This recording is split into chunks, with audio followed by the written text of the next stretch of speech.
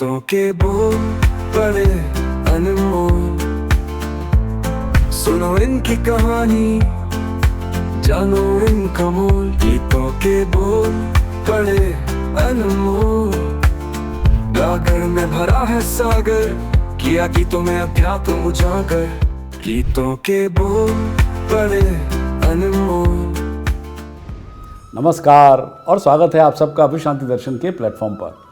Channel की स्थापना का श्रेय जाता है विश्व धर्मी विश्व शांति के उपासक प्रोफेसर डॉक्टर विश्वनाथ कराट जी को।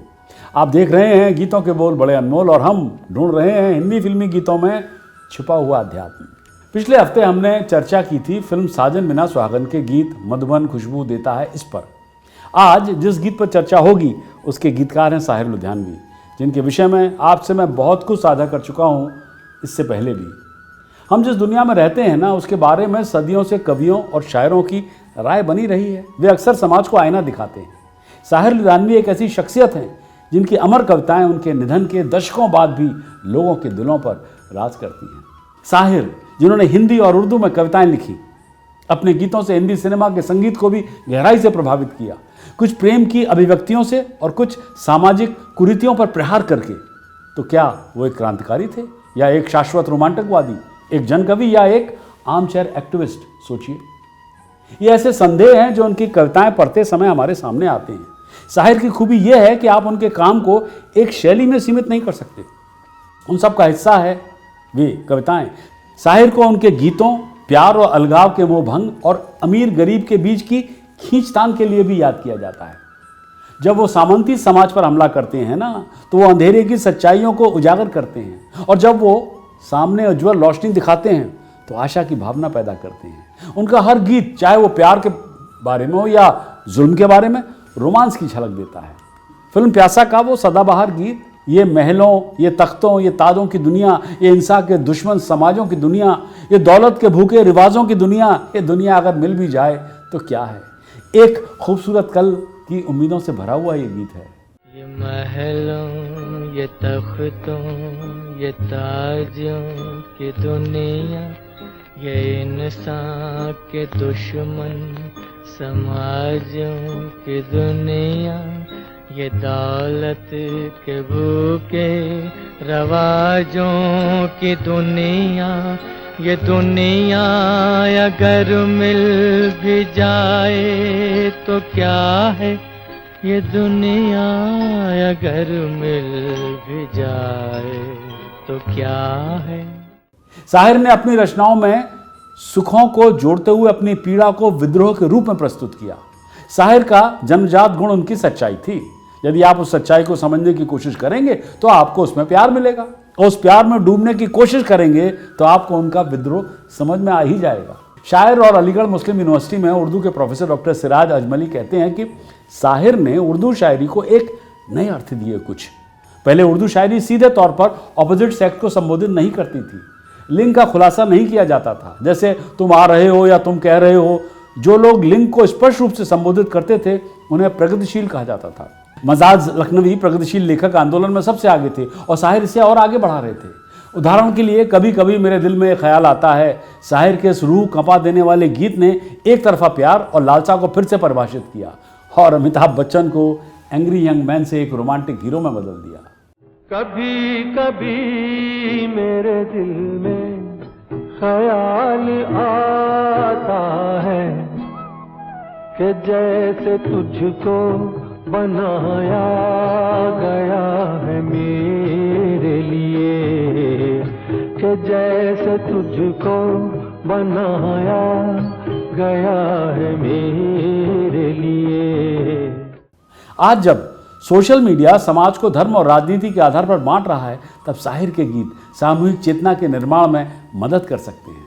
अल्लाह तेरो नाम, ईश्वर तेरो नाम या जिस्म मिट जाने से इंसान नहीं मर जाते जैसे उनके लिखे गीत इस बात को याद दिलाते हैं कि हमारा समाज कैसा था और कैसा होना चाहिए। दिल्ली विश्वविद्यालय में उर्दू के प्रोफेसर और साहिर पर जानकार डॉक्टर अली जावेद कहते हैं कि साहिर अपने समाज से निराश थे और उन्होंने जैसे चाहते थे उसके लिए आग्रह किया।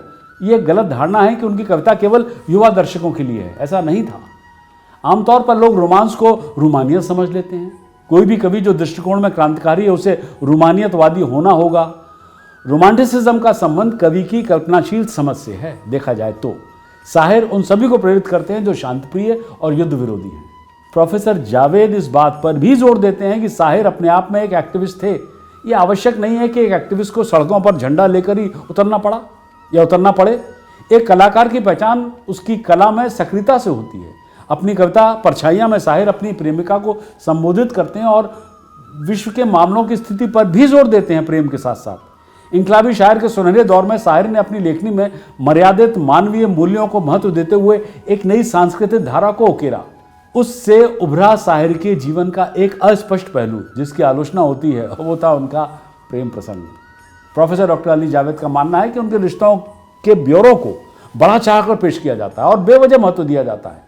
अमृता प्रीतम के साथ शायर का रिश्ता कायम नहीं रह सका जैसा कि कई अन्य रिश्तों में होता है, लेकिन इसका मतलब ये तो नहीं था कि शायर अकेले ही हो गए थे। उनके मित्रों और प्रशंसकों का एक विशाल समूह था। प्रोफेसर डॉक्टर अली जावेद का मानना था कि शायर का, एंड आई कोट हिम, शायर का एक और महान योगदान यह है कि बॉलीवुड में उनकी उपस्थिति में एक ऐसे युग की शुरुआत हुई जहां कवि या गीतकार को महत्व और सम्मान मिला।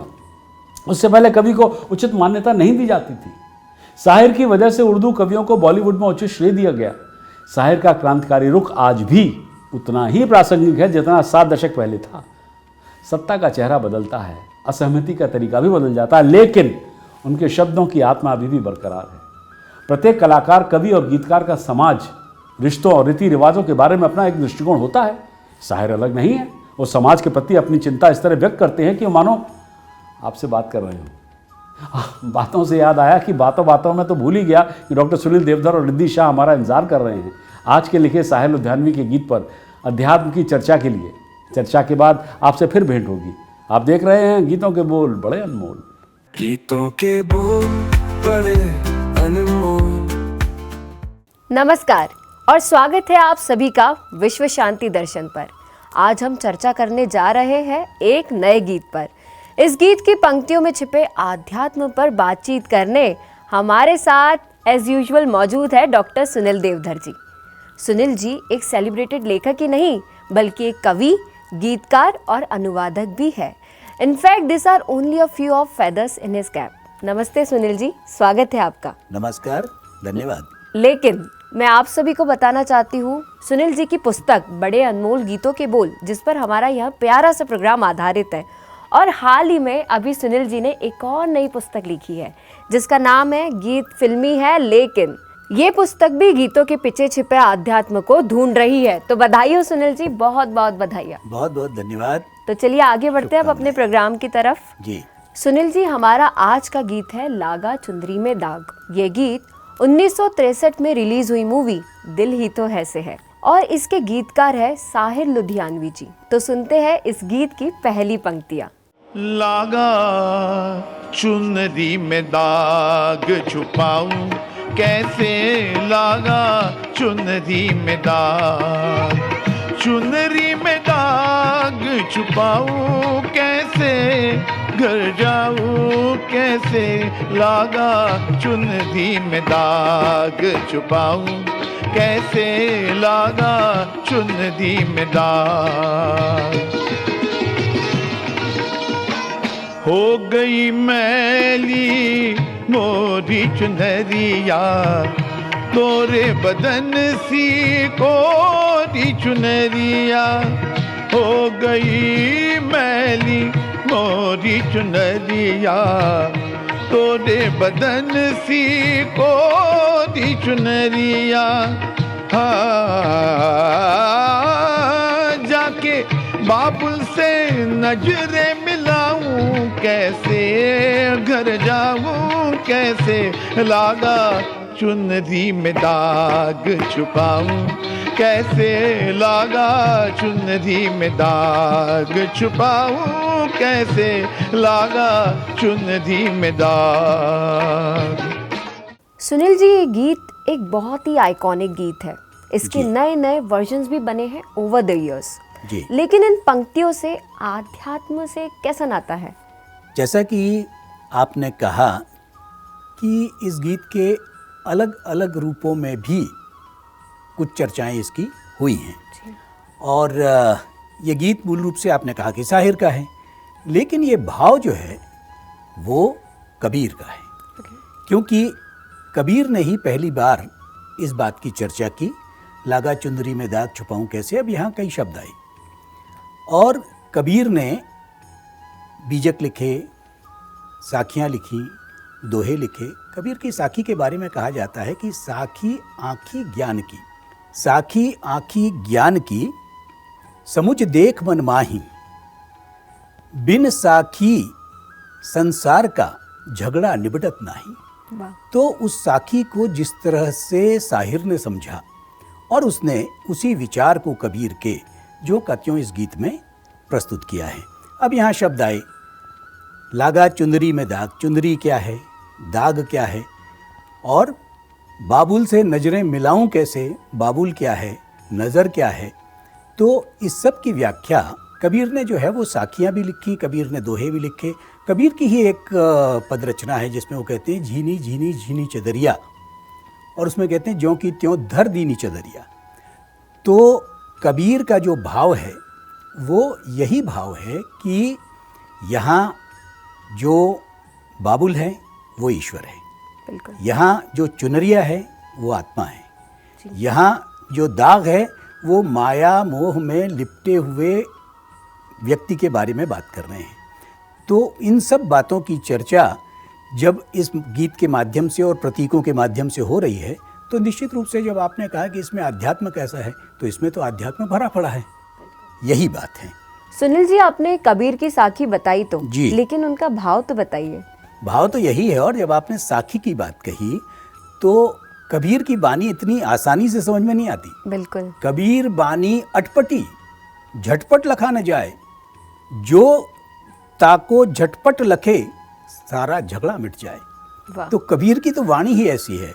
और यहाँ हम इतना और जोड़ना चाहेंगे कि कबीर अकेले नहीं हैं। कबीर के अनुयायी कह लीजिए, फॉलोअर्स कह लीजिए, या फिर ये भी कह लीजिए कि उन्हीं के आसपास नानक भी हुए।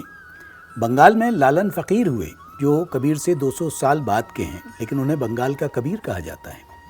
तो नानक जो है वो कबीर के संदर्भ में कहते हैं कि तिल घोंटत तारी लगी, दिल दरिया के तीर, नानक की शंका मिटी, मिलिया दास कबीर। क्या बात है। तो कबीर की जो विचारधारा है, उस विचारधारा के साथ में जैसा हमने कहा कि नानक हैं, लालन फ़कीर हैं, कबीर के बाद महाराष्ट्र की अगर हम बात करें तो एकनाथ हैं, तुकाराम हैं। ये सब संत कवियों ने हमें जीवन और जीवन को जीने के लिए अध्यात्म की ज़रूरत की ही बात की है। क्या बात है जी, बहुत खूबसूरत। तो अब आगे बढ़ते हैं और सुनते हैं इस गीत की आगे की पंक्तियाँ। भूल गई सब बचन बिदा के, खो गई मैं ससुराल में आके। भूल गई सब बचन बिदा के, खो गई मैं ससुराल में आके। हाँ, जाके बाबुल से नजरें मिलाऊं कैसे, घर जाऊं कैसे, लागा चुनरी में दाग। भूल गई सब बचन बिदा के, खो गई मैं ससुराल में आकर। इन पंक्तियों का लिटरल मीनिंग तो समझ आ गया है, लेकिन यहाँ ससुराल का मतलब वाकई में ससुराल ही है या किसी और चीज़ का प्रतीक? बहुत अच्छा। हमने जैसा पहले भी कहा कि यहाँ शब्द लिए गए हैं और वे प्रतीकात्मक हैं जी। ससुराल में जैसा आपने कहा कि वो मीनिंग तो आप समझ गई। यहाँ ससुराल ये मायावी संसार है। भूल गई सब वचन बिदा के, खो गई मैं ससुराल में आके। यानी जब मनुष्य जन्म लेता है उस समय उसका संबंध ईश्वर से होता है, क्योंकि तब तक वो मायावी संसार में उलझता नहीं है। लेकिन जैसे जैसे बड़ा होता है वो मायावी संसार में उलझता चला जाता है, और जब वो मायावी संसार में उलझने लगता है तो उसे ईश्वर की याद बहुत अवसरों पर नहीं आती, और इसलिए वो अपने जब प्रपंच में पड़ा होता है तब वो भूला हुआ होता है और उसकी मंजिल पर पहुंचना आसान नहीं होता। शायर ये कहता है कि तेरी मंजिल पे पहुंचना यूं आसान न था, सरहदे अक्ल से गुजरे तो यहाँ तक पहुँचे। क्या बात है। तेरी मंजिल पे पहुंचना यूं आसान था, सरहदे अक्ल से गुजरे तो यहाँ तक पहुँचे। यानी कि जब आप बहुत कुछ अपने ढंग से अपनी बुद्धि को न लगाते हुए उसके पार जाते हैं, तब आप ईश्वर के पास जाते हैं। और इसीलिए कहा जाता है शरीर माध्यम खलु धर्म साधनम, कि माध्यम जो है वो सारे साधनों का ये शरीर ही है। इसको हम किस तरह से लगाते हैं और कहाँ लगाते हैं ये हम पर निर्भर करता है। और इसीलिए जो आपने प्रश्न किया कि इसमें ससुराल क्या है, तो मायावी संसार से थोड़ा सा मोह मद मत्सर इन सब बातों से थोड़ा से हटकर जब हम चलेंगे तो वही ईश्वर की तरफ ले जाने वाला हमारा माध्यम होगा और मार्ग होगा, और ये शरीर उसका माध्यम बनेगा। सुनील जी, आपका इतना शानदार उत्तर सुन के मुझे एक बात आपकी याद आ रही है। जब आपने पहले कहा था जी कि उस दौर के गीतकार पैदा भी हुए थे या अवतरित हुए थे, क्या बात है। जब आपने अवतार और जन्म की बात की है तो कई बार हम ये अनुभव करते हैं कि जो इस तरह से कुछ विशेष कामों के लिए आते हैं वे अवतार होते हैं। यानी हम ये कहते हैं कि कृष्ण का जन्म हुआ वो भौतिक रूप से हुआ लेकिन वे अवतार हैं। राम का जन्म हुआ भौतिक रूप से हुआ लेकिन वे अवतार हैं। इसी तरह से हमारे जो संत कवि हैं उनका जन्म तो हुआ है लेकिन एक विशेष प्रयोजन से, क्योंकि आप ये देखिए कि लगभग 1200 से लेकर 1600 तक का जो दौर है, 1700 तक का भी कह सकते हैं, वो भक्ति काल कहलाता है। और उसमें ऐसी सुंदर रचनाएं रची गईं जिनकी ज़मीन पर आज भी, जैसा आपने कहा कि हमारे गीतकार रचना कर रहे हैं, तो वो वहाँ जाकर मिल जाते हैं जहाँ उनके जन्म की बात की जाए या उनके अवतरण की बात की जाए। सुनील जी, आगे बढ़ने से पहले जी जो काफ़ी समय से मेरे दिमाग में बात घुस रही है ये गीत की, कि जाके बाबुल से नजरें मिलाऊं कैसे, घर जाऊं कैसे, और इसी के अंदर है कि ऐसा क्यों होता है कि सदियों से हर जगह सिर्फ हमेशा नारी को ही क्यों सोचना पड़ता है कि अपने परिवार वालों से नज़र मिलाऊं कैसे। I agree, almost everywhere we have a पुरुष प्रधान सोसाइटी, बट आपको नहीं लगता इसे बदलना चाहिए? एकदम बदलना चाहिए। और हमारी जो सोसाइटी की बात आप कर रही हैं कि वो पुरुष प्रधान है, ये भी एक ऐसा भ्रम है जिसके आगे हम कुछ सोच नहीं पाते। सच तो ये है कि पुरुष उत्पन्न कहाँ से होता है, तो फिर वो प्रधान कैसे हो गया। संस्कृति स्त्री जो है वो धरती का प्रतीक है और धरती उर्वरा है, इसलिए जो हमारी सारी आवश्यकताओं की पूर्ति करती है वो धरती का रूप स्त्री हो जाती है। और इस गीत में खास करके आपने जो प्रश्न किया है वो इससे इसलिए नहीं जुड़ पाता क्योंकि इसमें शब्द प्रतीकात्मक हैं।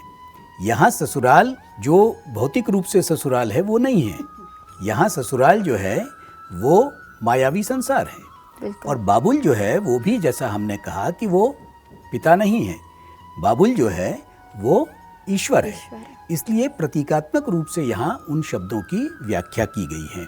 और जहाँ तक लाज और शर्म की बात है तो एक गीत में किसी ने कहा है कि हया है औरत का एक गहना, मेरी हया पे यकीन रखना। क्या बात है। तो गहने आप 1000 पहन लो, और ये बात केवल स्त्री के संदर्भ में हम नहीं कह रहे हैं।